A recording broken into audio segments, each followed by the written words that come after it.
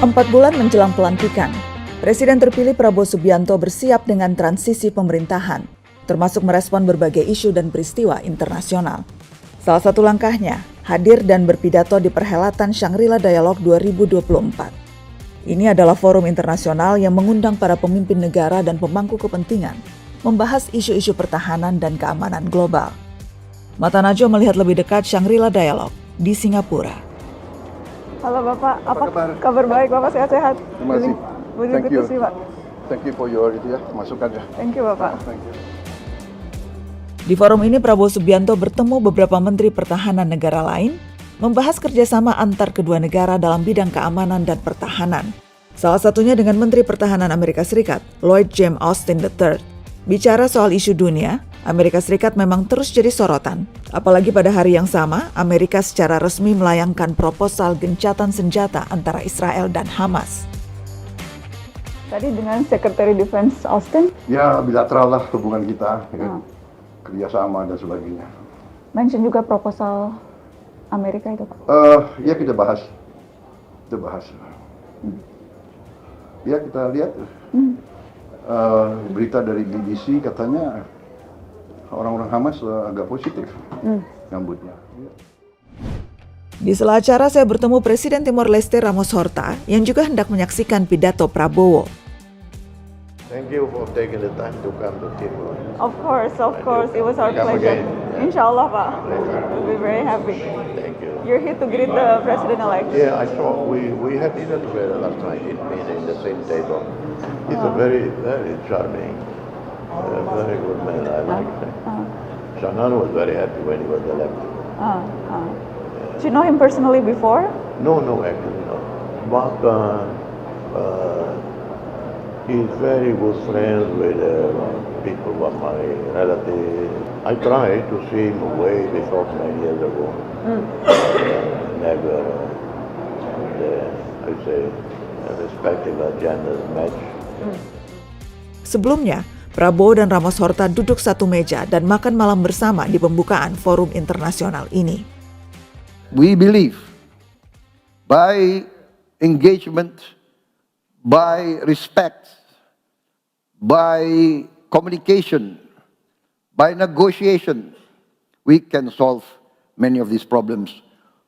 For many years, I was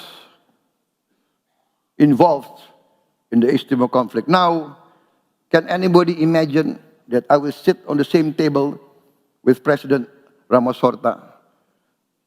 Can you imagine, maybe there's a photograph or a video last night, we were hugging each other, we were walking hand in hand, and he has invited me to East Timor. I'm thinking about it.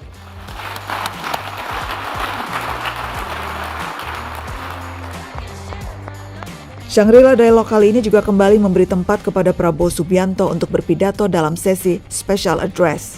Ini bukan kali pertama, tapi dalam pidato yang ini Prabowo menyuarakan lagi dukungan Indonesia untuk gencatan senjata permanen dalam konflik Israel-Palestina.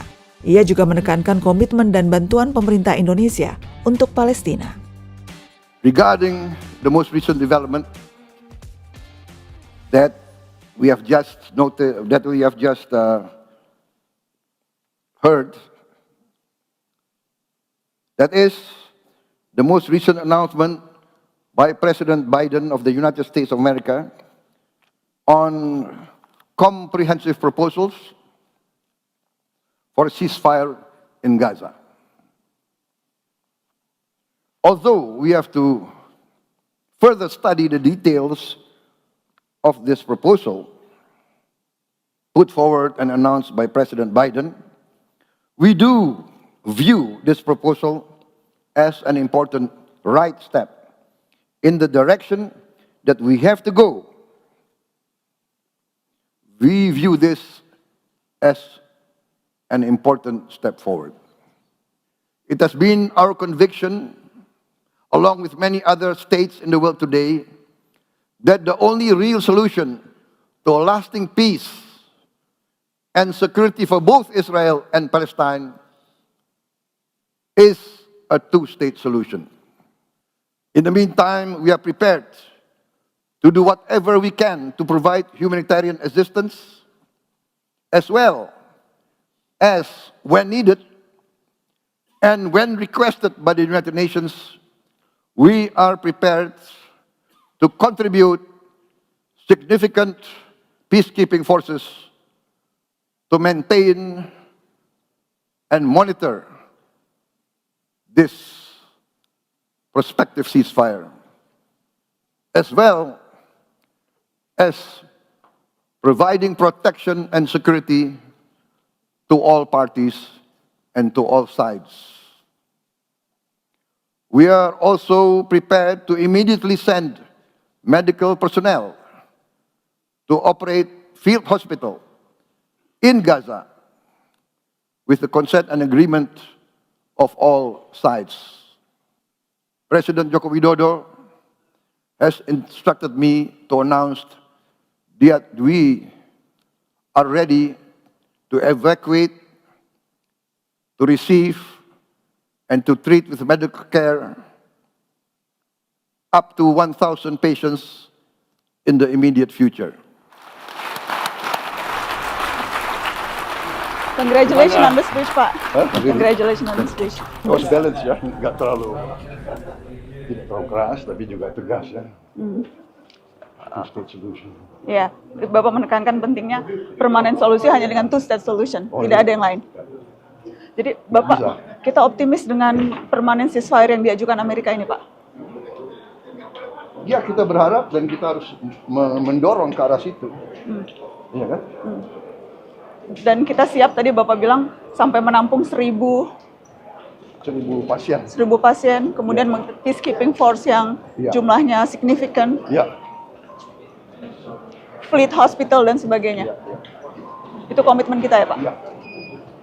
Itu saya juga sudah diberi instruksi oleh Pak Jokowi untuk menyampaikan itu, makanya saya sampaikan. Ya. Tadi Bapak bilang di awal, biasanya pertemuan-pertemuan seperti ini orang tidak jujur gitu Pak ya. Biasanya lebih banyak basa-basi. Tapi it's not your style. Ya, untuk apa? Dia undang saya ke sini, ya saya mau bicara apa adanya kan. Ya kan? Dan Bapak ingatkan juga tahun lalu pun sudah sempat bicara soal Ukraina proposal. Dan look what happened now, masih belum. Benar. Di ujungnya kan harus ada kompromi. Karena semua orang bertahan kepada pendiriannya kan. Iya. Dan nanti malam kan akan ketemu Presiden Ukraina, itu juga yang Bapak akan ingatkan. Direncanakan demikian. Prabowo sebelumnya sempat menarik perhatian dunia ketika menyampaikan pidato pada Shangri-La Dialogue Juni 2023 lalu. Proposalnya untuk perdamaian Rusia-Ukraina menjadi sorotan pro kontra banyak pihak ketika itu. Let us not here put blame on any side. There are always two versions to any conflict. Both sides feel strongly of their righteousness. But for the security of the world, for the safety of the innocent, we have to achieve cessation of hostilities as soon as possible. Dan kali ini Presiden Ukraina Volodymyr Zelensky meminta bertemu langsung dan berdialog dengan Prabowo Subianto. Pertemuan yang awalnya dijadwalkan hanya 30 menit, akhirnya berlangsung sekitar 1,5 jam.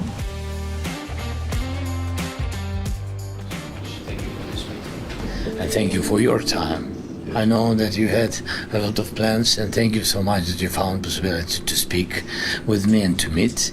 Again, I remember my first phone call with you, and again, my congratulations with your victory in elections. Memang beliau minta khusus ketemu kita, ketemu Indonesia dan ketemu saya. Beliau mengundang saya ke Geneva. Tapi tentunya nanti Presiden, Menteri Luar Negeri akan menggodok, mungkin juga bersama Menko Polhukam akan digodok sikap Indonesia yang final. Apakah kita hadir atau tidak? Karena banyak negara mungkin merasa kalau KTT perdamaian, ya semua unsur harus hadir, terutama Rusia harus hadir. Saya lapor ke Presiden, Dalam pembicaraan, saya terus berusaha meyakinkan Presiden Zelensky menawarkan jasa-jasa baik kita. Apakah Indonesia bisa membantu untuk mendorong ke arah gencatan senjata. Beliau masih belum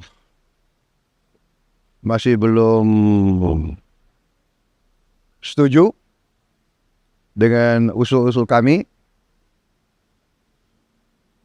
tapi kami terus akan berusaha terus. Meski belum resmi dilantik sebagai presiden negeri ini, tapi kiprah Prabowo Subianto patut diikuti dan dikawal sejak dini, termasuk untuk bidang yang familiar baginya, pertahanan dan hubungan internasional. Ini bidang yang runyam sekaligus vital, apalagi di tengah situasi global yang kini diliputi berbagai percikan.